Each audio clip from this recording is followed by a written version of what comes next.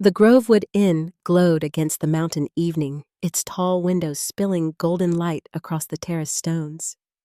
I adjusted the collar of my simple navy dress, the pearl brooch catching a faint shimmer as I clutched the silver-wrapped box in my hands.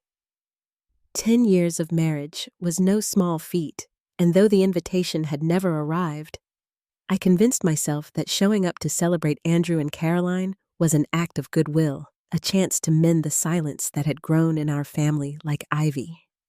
Inside, the air was rich with roasted lamb and polished wood, the string quartet weaving their music through the laughter of Asheville's well-dressed elite. I rehearsed the smile I planned to give my son when he turned and saw me there, a small gesture to bridge the distance. At the hostess stand, I gave my name. Eleanor Whitford. I'm here for the Whitford anniversary. The young woman scrolled through her tablet, frowning. I don't see your name on the list, ma'am. I offered her a gentle smile, shifting the box from one hand to the other. There must be a mistake. I'm Andrew's mother. Before she could reply, Andrew stepped from the dining room. His charcoal jacket fit perfectly, his expression sharp. He froze when he saw me, then quickly masked his face with something colder. Mom, he said under his breath, his voice low but edged. You weren't invited. His eyes flicked toward Carolyn, who was watching from across the room with a circle of friends. He stepped closer, his tone clipped. Please leave before this gets awkward. A staff member shifted nearby. Guests were beginning to turn. My grip tightened on the gift, but I said nothing. I turned toward the door. The cool night air rushed my face as I crossed the terrace back to the car. Each measured step burned, carrying me into memories of everything I had given up for him. Driving home, the dark road wound along the French Broad River, but my mind wandered back to the years of sacrifice. After Richard died of a sudden heart attack, the world had narrowed. Andrew was only 12, his grief raw and unshaped, and I promised him that his father's absence would not steal his chances. So I worked nights at the hospital cafeteria, ladling soup until my back ached, then woke at dawn to scrub cabins for tourists in the Blue Ridge. My hands cracked, my body bent, but I kept moving because Andrew needed more than grief. He needed a future. When he brought home his acceptance letter from Chapel Hill, I cried in the kitchen, clutching that envelope like a lifeline. He never knew that I had sold my wedding band to cover the deposit on his dorm. I drove him to campus in a borrowed truck filled with second-hand furniture, smiling as though the sacrifice were nothing.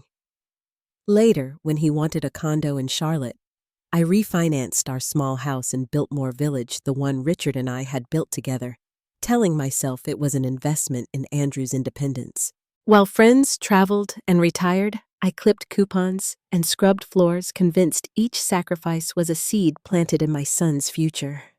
The day he crossed the graduation stage, I stood with my heart swelling, believing every hour of exhaustion had finally bloomed into return. That's why the look on his face at the Grovewood cut deeper than any words. He didn't see sacrifice or devotion. He saw an inconvenience. It hadn't always been that way. In the early years after college, Andrew would call on Sundays, stop by for preserves from my pantry, tease me about still folding his shirts. But once Caroline entered his life, warmth shifted. She was polished and sharp, her beauty the kind that belonged to glossy magazines. I tried to welcome her, taking her to farmers' markets, offering recipes, sharing pieces of my world. She smiled politely and later told Andrew my life felt small. At holiday dinners, she placed me at the end of the table, speaking of vacations and investments, while glancing at me with a sweetness that barely covered the sting. Slowly, Andrew's words began to echo hers. He corrected my manners, reminded me about appearances, and my place at their gatherings became less welcome. That night at the Grovewood wasn't simply an anniversary. It was Caroline's stage, a carefully curated image of perfection. I had become the imperfection she refused to allow on display, and Andrew had chosen her stage over his mother. When I pulled into my driveway, the gift still rested unopened on the seat beside me. I carried it inside, placed it gently on the kitchen table, and poured a glass of Merlot to steady my breath. Inside that box was an album I had assembled for weeks, snapshots of fishing trips, scraped knees, birthdays with Richard's laugh in the background. I thought it would remind Andrew of where he came from, of who had carried him through the storms. Instead, it sat unopened, heavy with rejection. I pulled Richard's old safe box from the closet and spread the estate papers across the table. Nearly $2 million in bonds and property, everything I had preserved for Andrew. For years, I told myself it would all pass to him. But tonight, staring at the numbers and remembering his voice at the end, I felt the first fissure of resolve. I picked up a pen, began drafting changes, then stopped. Some stubborn corner of my heart hesitated. Perhaps I thought if he came tomorrow, if he looked me in the eye, maybe there was still a bridge. I left the papers scattered, turned off the light, and walked down the hall. The night pressed heavy, but inside me, a new clarity stirred. The morning light crept in soft and indifferent. But I lingered in bed, the Grovewood humiliation still pulsing in fragments. Andrew's sharp voice, Caroline's flawless smile concealing knives, the polite stares of strangers pretending not to watch. My tears had dried sometime in the night, leaving behind something quieter, steadier. When I finally reached for my phone, the screen lit up with a flood of missed calls and messages. 36 calls, 17 voicemails, dozens of texts. For a moment, I only stared, unmoved. Then I pressed play on the first voicemail. Andrew's voice spilled out taut with anger. "What the hell do you think you're doing? The venue says the payment bounced. Fix this now." The second was harsher, his words slurred with leftover champagne. "You've embarrassed us in front of everyone. Do you know how this makes us look?" By midnight, the tone had shifted. "Mom, please, we need you. Don't let this ruin everything."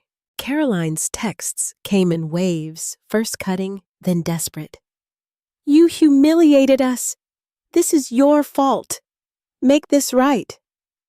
Minutes later, "We can fix this, but you need to act now." Then softer, "We'll talk tomorrow.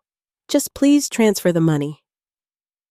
I set the phone face down on the counter and brewed coffee. The kitchen filled with its rich aroma, grounding me. Their panic spilled through every message, but none of it touched the calm that had begun to settle inside me. For the first time in years, I wasn't scrambling to fix anything. I sipped slowly, listening only to the steady tick of the clock. The pounding on the front door came that evening. Sharp, insistent rattling the glass panes. I tightened my robe, already knowing who it must be. When I opened it, Andrew stood in the porch light. His shirt wrinkled, his eyes rimmed red.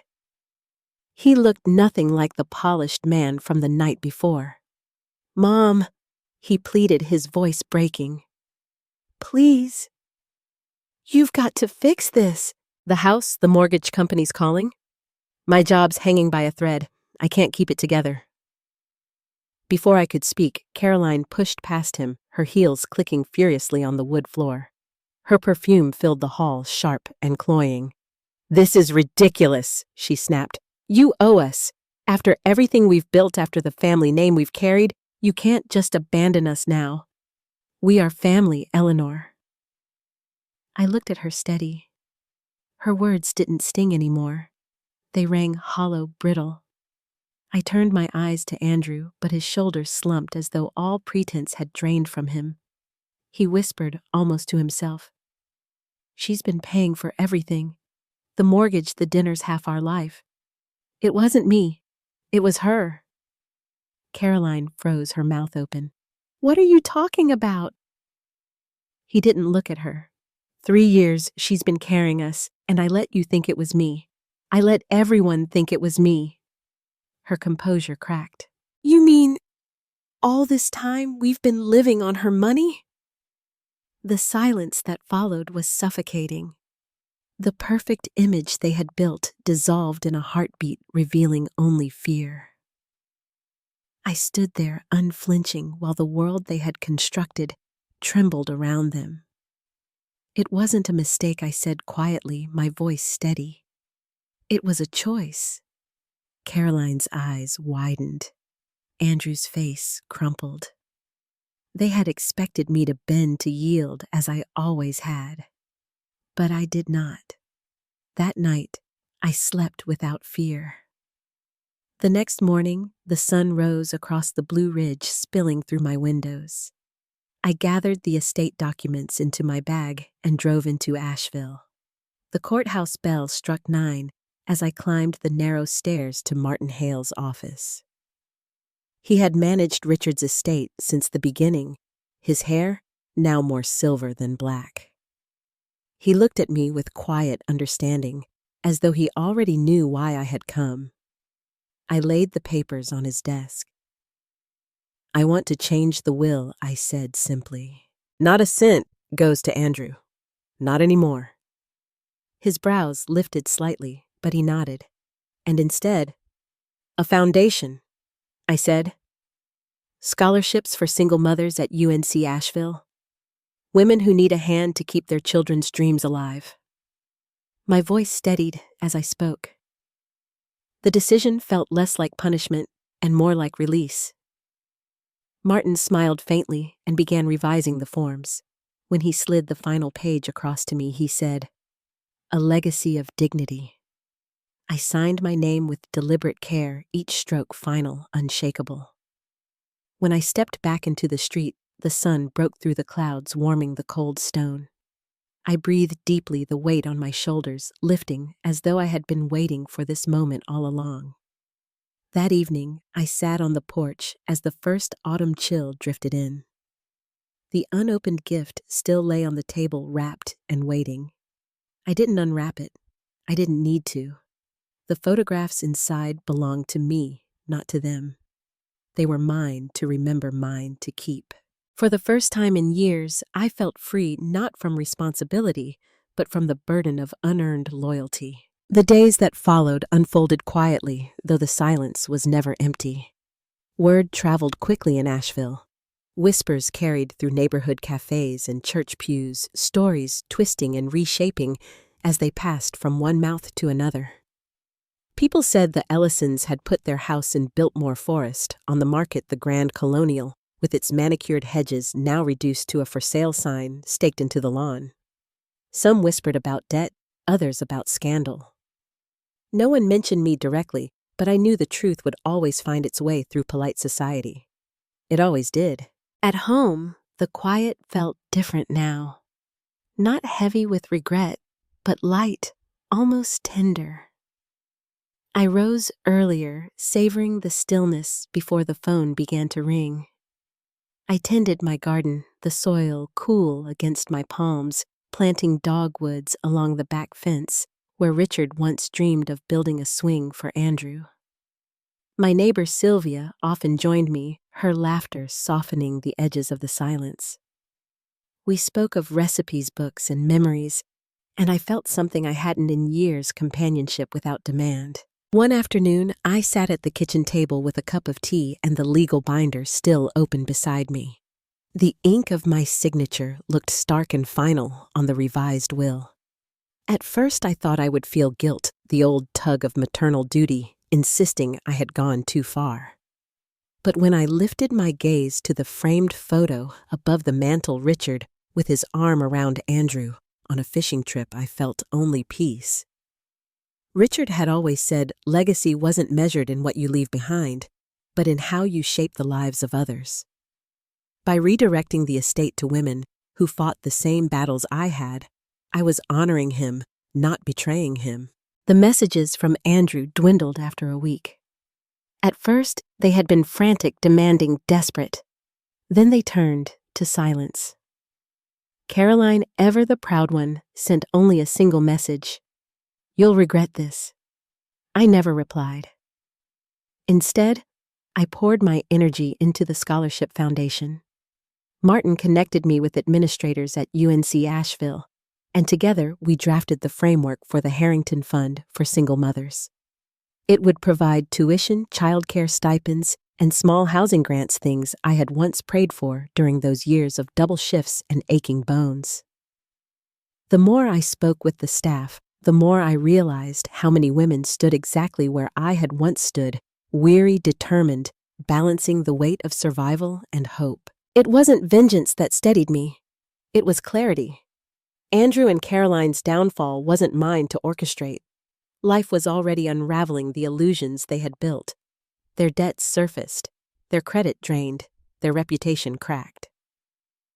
I heard from a friend that Caroline had been seen leaving a luncheon early, her smile brittle as whispers chased her down the hall.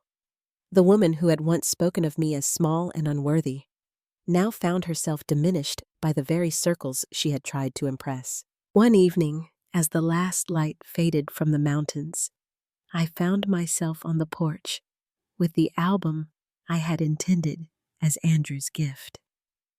The silver wrapping was creased from my hands, but I opened it at last. Photographs spilled out birthdays in the backyard. Andrew's scraped knees after his first bike ride, Richard holding him high on his shoulders at the county fair. Each image pulled me back into moments of tenderness, of laughter, of a boy who had once pressed daisies into my palm with childish devotion. For a moment, grief clawed at me. I missed that boy fiercely, even as I acknowledged the man he had become. But grief gave way to resolve. Those memories were mine to cherish. They belonged to me and Richard, not to Caroline's judgments or Andrew's rejection. Weeks turned into months. Slowly, I settled into a new rhythm. The foundation launched its first scholarship cycle, and letters began to arrive from young mothers, thanking me, their words filled with gratitude and hope. Each one felt like a balm against the wounds left by Andrew's betrayal. I taped them to the fridge, where once I had posted his report cards, a new kind of pride swelling in my chest. It was on an ordinary afternoon, while trimming roses in the yard, that Andrew appeared again. His figure stood at the gate, thinner now, his eyes shadowed. He didn't come inside. He only lingered, his voice low. "Mom." I didn't know it would come to this. I set down my shears steady. "We make our choices, Andrew. Then we live with them." He swallowed, looking down at his hands. "Caroline's gone. She left last month. Took what little she could and walked away." His words hung in the air, fragile and uncertain. I waited, but he said no more. Slowly, he turned and walked back down the street, his shoulders bent beneath a weight I could no longer carry for him. I didn't cry. I didn't chase after him. I simply returned to my roses, pruning away the withered branches, so new blooms could grow. That night, I dreamed of Richard again. He stood by the river, his hand warm in mine, and said nothing at all. He didn't need to. I woke with the certainty that I had finally stepped into the life we had both wanted, one built on love, not performance, on truth, not illusion. Winter came quietly that year, the Blue Ridge peaks dusted with snow, the streets of Asheville strung with lights that glowed against the long nights. I decorated the house simply just as I had always done, pine boughs over the mantel, a wreath on the door, a single candle in the window. It was enough. For the first time in years, I didn't host a large gathering, didn't fuss over elaborate meals to impress anyone. I invited Sylvia and her husband for supper, and we laughed around the table with a warmth that felt more genuine than any gala or banquet ever had. When they left, I stood in the doorway for a long while, watching their taillights fade, grateful for the quiet that now wrapped my home. The foundation was thriving. Applications poured in faster than the committee had expected. I met women who reminded me of myself years ago, tired but determined, pushing through endless days with the weight of children in their arms and futures balanced precariously on their backs. One young mother, Amelia, came to see me in person. She was barely 20, with a toddler clinging to her leg, her voice trembling as she thanked me for making it possible for her to return to school. "You don't know what this means," she whispered. But I did know. Every word she spoke reached back through time and touched the woman I had been, the one who had cried in silence while folding laundry at midnight. Helping her felt like helping myself, like redeeming all those nights of sacrifice. Andrew stayed distant after his brief visit. Occasionally, I heard from acquaintances that he had taken on odd jobs, that he was renting a small apartment in a less polished part of town. Caroline, it was said, had remarried quickly, attaching herself to another man with deep pockets and shallow roots. I didn't ask for details. Their lives were no longer mine to measure. Yet sometimes, late at night, I caught myself wondering if Andrew kept the photographs from his childhood, or if they had been discarded like old furniture when Caroline walked away. Those thoughts lingered, but I didn't let them consume me. One Sunday afternoon, I drove to the cemetery with a small bouquet of winter roses. The ground was hard with frost as I knelt at Richard's grave. I brushed the leaves away and laid the flowers down. "We did it," I murmured. "He won't waste what we built. And the women who need it most will have a chance." My voice caught, but I pressed on. "I miss him, Richard. I miss the boy we raised, but I couldn't follow him into the shadows he chose." The silence around me felt like understanding, like forgiveness carried on the winter wind. I left lighter, the ache in my chest, tempered by something close to peace. In January, the foundation awarded its first round of scholarships. The ceremony was small, held at the university library, but it felt monumental.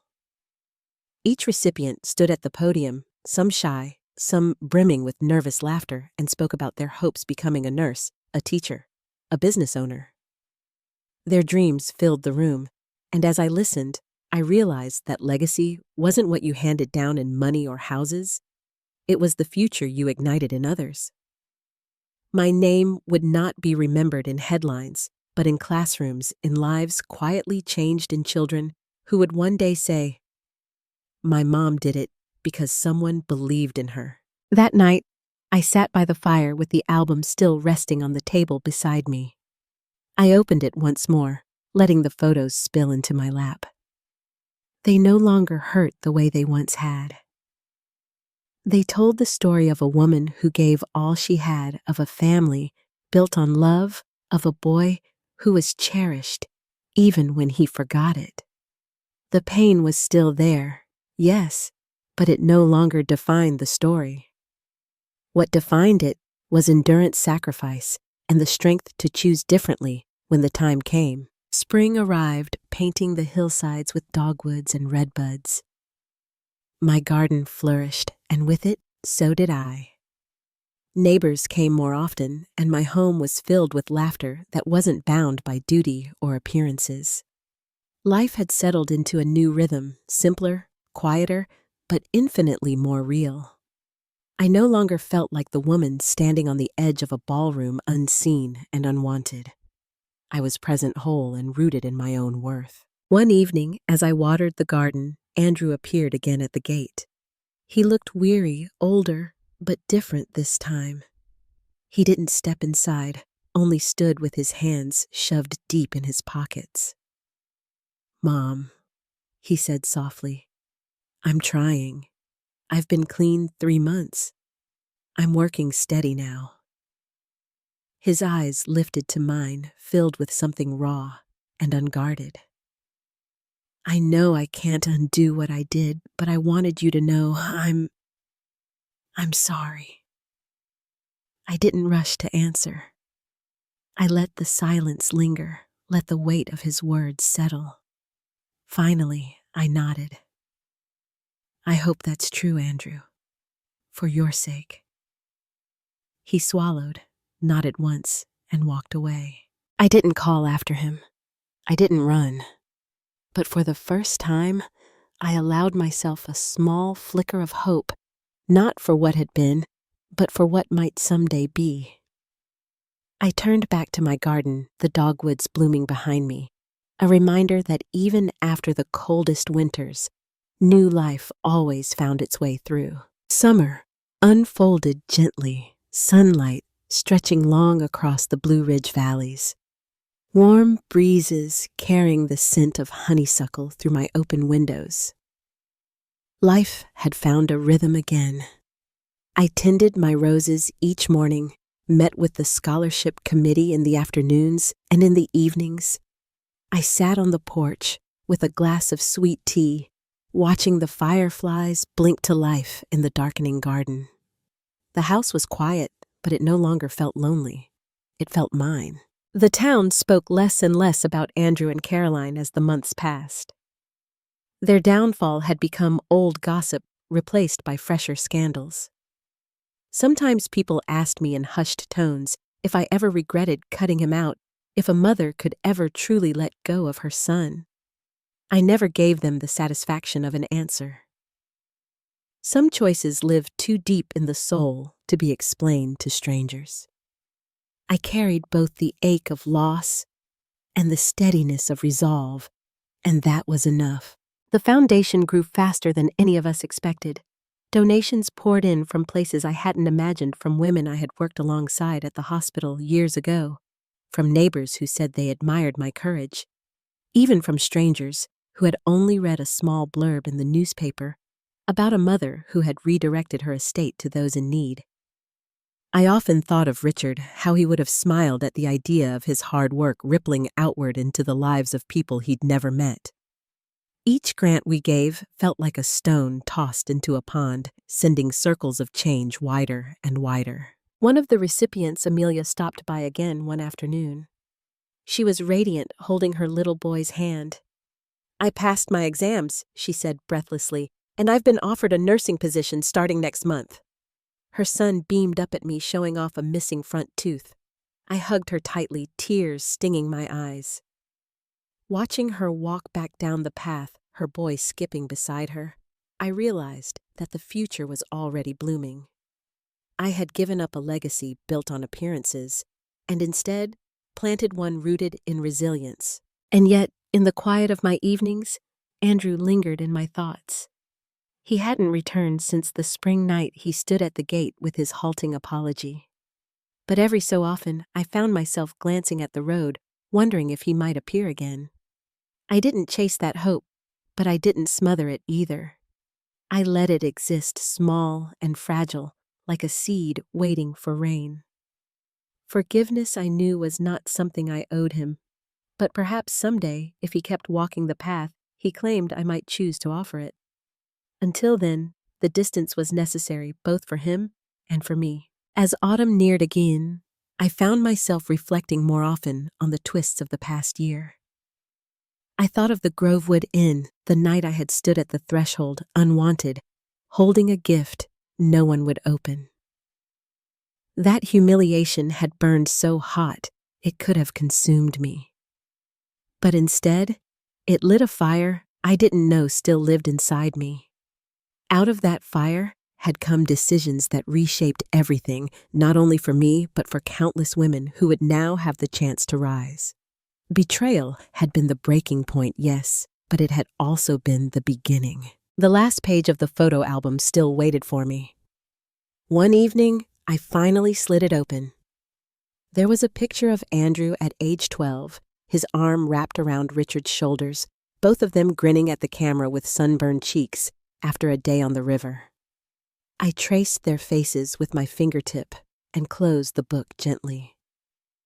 That memory was mine to keep. Nothing, not betrayal, not distance, not silence, could take it away. I understood then that life is not about clinging to what breaks us, but about choosing what to carry forward. I carried love. I carried sacrifice. I carried the knowledge that strength does not always roar. Sometimes it speaks in quiet choices made behind closed doors and signatures that redirect futures in silences that say more than words ever could. If there is one truth I leave behind, it is this: you are not defined by who rejects you, but by how you rise after they do. Dignity is not given. It is chosen. And once you choose it, no one can take it from you. So, to anyone listening, anyone who has been dismissed, underestimated, or made to feel invisible, remember this: your worth does not shrink because others fail to see it. Your voice does not weaken because others try to silence it. And your future is never bound by the hands that turned you away. You hold the pen. You write the ending. Thank you for staying with me through this story. If it moved you, please remember to like, share, subscribe, and comment to support more stories like this.